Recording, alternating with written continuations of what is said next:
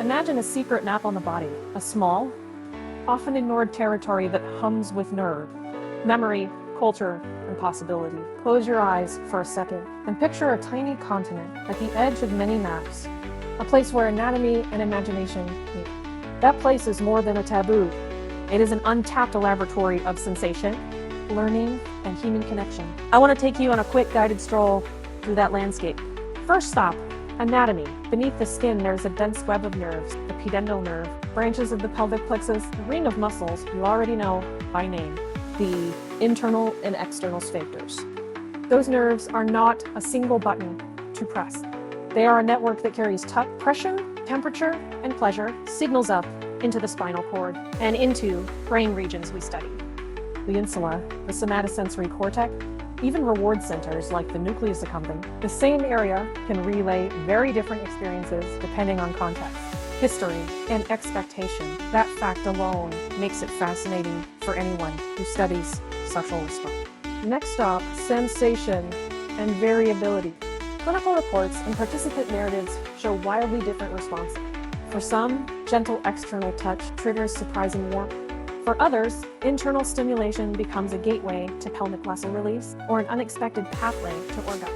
Neuroimaging suggests that context, trust, safety, anticipation changes brain activation patterns as much as the physical stimulus itself. So if you study pleasure, ignore the stereotype that there is a single pathway. Think networks, neural, psychological, interpersonal. Now the social layer. Across history and cultures, this territory has been coded with fear, humor, shame, and creativity. Law, religions, and media shape how people learn about it, often through silence or ridicule.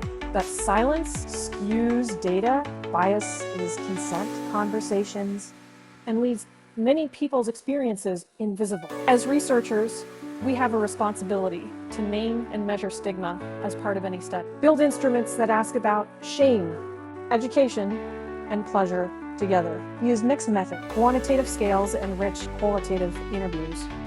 Listen hard. Safety and ethics are not boring footnotes. They're central. Hygiene, consent, clear communication, and trauma-aware practices create the conditions where real pleasure can be described and studied. That means designing protocols that respect autonomy, offering thorough, informed consent, and including diverse bodies and identities in sample. It means working with sex-positive clinicians and community advisors, so your work is both rigorous and humane. The methodological opportunities are delicious. Portable neuroimaging, high-resolution manometry, phenomenological diaries, ecological, momentary assessment combined. Imagine a study that pairs fMRI snapshots of brain states with hourly reports of sensation and partner communication patterns.